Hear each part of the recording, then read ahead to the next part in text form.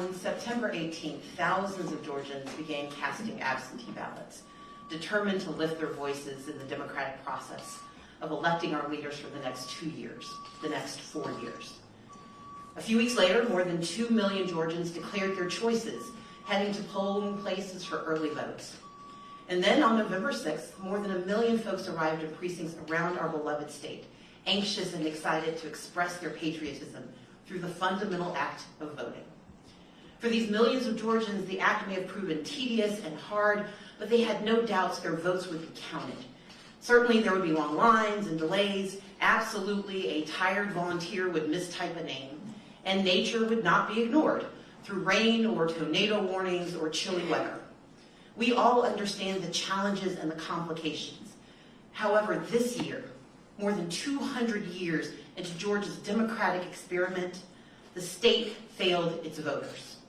You see, despite a record high population in Georgia, more than 1 million citizens found their names stripped from the rolls by the Secretary of State, including a 92-year-old civil rights activist who had cast her ballot in the same neighborhood since 1968. Tens of thousands hung in limbo, rejected due to human error and a system of suppression that had already proven its bias. The remedy, they were told, was simply to show up. Only they, like thousands of others, found polling places shut down, understaffed, ill-equipped, or simply unable to serve its basic function for lack of a power cord. Students drove hours to hometowns to cast votes because mismanagement prevented absentee ballots from arriving on time. Parents stood in the fitful rain in 4-hour lines, watching as less fortunate voters had to abandon democracy in favor of keeping their jobs and collecting a paycheck. Eligible voters were refused ballots because poll workers didn't think they had enough paper to go around. Ballots were rejected by the handwriting police. Citizens tried to exercise their constitutional rights and were still denied the ability to elect their leaders. Under the watch of the now former Secretary of State, democracy failed Georgia. Georgians of every political party, every race, every region, again. You see, the incompetence and mismanagement we witnessed in this election had been on display months before in the Republican state legislative primary of Dan Gasaway. Counties under the direction of the Secretary of State issued flawed ballots, and not for the first time, and not just in that district. But this time, the mistakes clearly altered the outcome.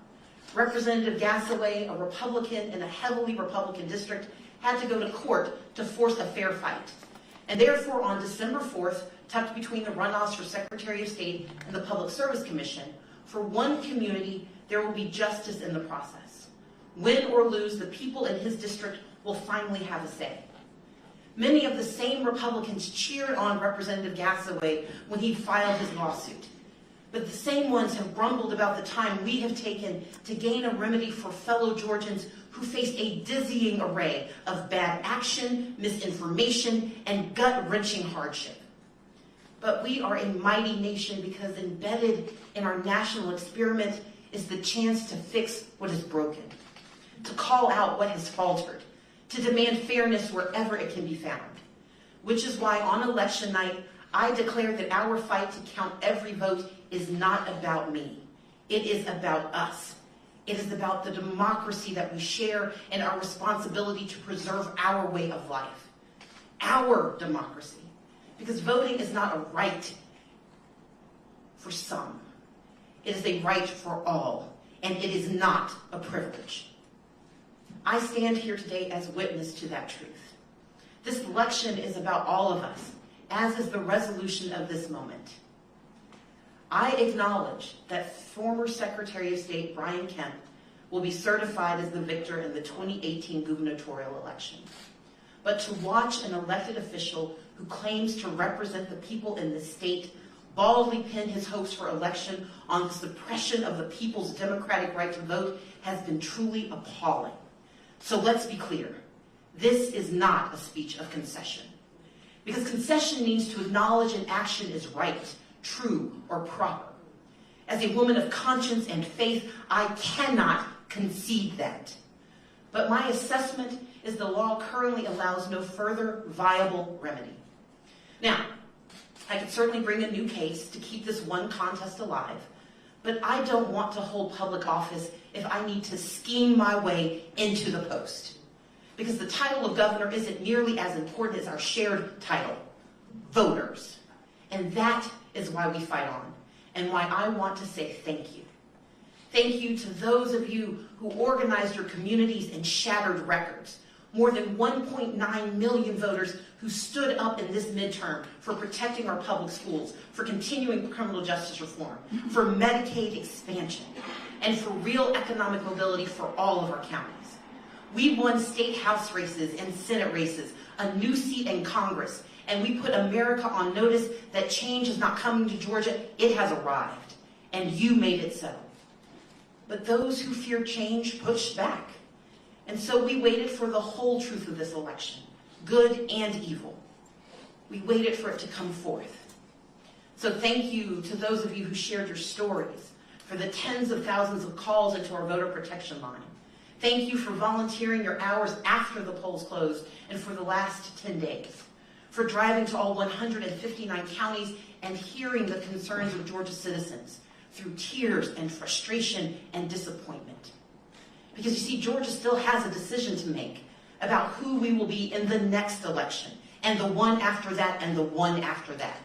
So we have used this election and its aftermath to diagnose what has been broken in our process. Make no mistake, the former Secretary of State was deliberate and intentional in his actions. I know that 8 years of systemic disenfranchisement, disinvestment, and incompetence had its desired effect on the electoral process in Georgia. I also know that we live in a nation where 4 federal judges were necessary to force the counting of the ballots cast in the face of Brian Kemp's opposition to and disregard for their lawful consideration. I know that millions of Georgians, of Americans, of goodwill and various partisan beliefs, they are enraged by these truths. Now, in response, you may seek to vent your anger, or worse, to turn away from politics, because it can be as rotten and rigged as you've always believed. But I implore each of you not to give in to that anger or apathy, but instead turn to action.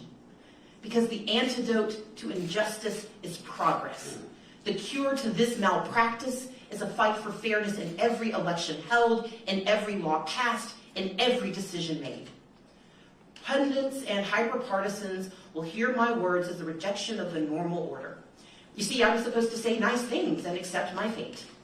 They will complain that I should not use this moment to recap what was done wrong or to demand a remedy. You see, as a leader, I should be stoic in my outrage and silent in my rebuke. But stoicism is a luxury, and silence is a weapon for those who would quiet the voices of the people.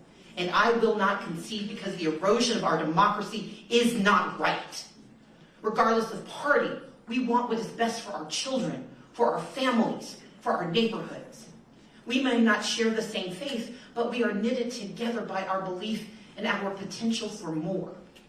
I will work in these coming weeks to elect John Barrow as our next Secretary of State, because he is a man of principle and goodwill who will administer his responsibilities for the people and not his party. I will work to elect Lindy Miller as our next Public Service Commissioner, where she will speak for those who have been ignored for too long. And I will pray for the success of Brian Kemp, that he will indeed be a leader for all Georgians, that he will pledge to fight for the rights of those who disagree with him, and that he will keep his promises, that he will refuse the call of those who see how close this election really was, because we know that some are going to propose to make voting even harder. They see voter engagement in communities of color and they cry fraud, or they lie about the cost of democracy to justify closing more polling places.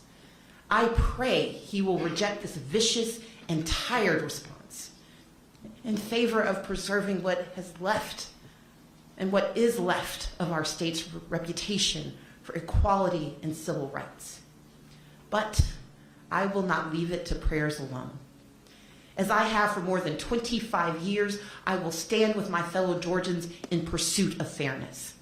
You see, I did so as a college student, speaking in the shadow of Abraham Lincoln and Martin Luther King Jr. at the 30th anniversary of the March on Washington.